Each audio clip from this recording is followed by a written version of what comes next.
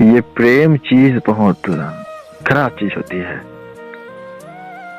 शुरू में बड़े बड़े सपने दिखलाती है, फिर सारे सपनों को चूर चूर करके चली जाती है।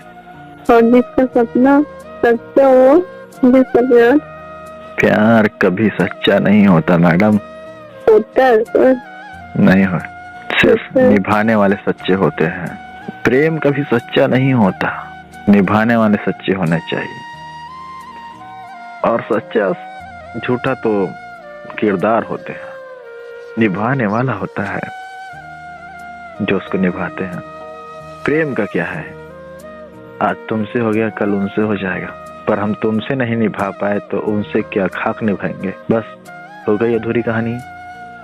सच्चा प्रेम कहाँ होगा, नहीं हुआ। तो प्रेम कभी सच्चा नहीं होता, निभाने वाले सच्चे होना चाहिए।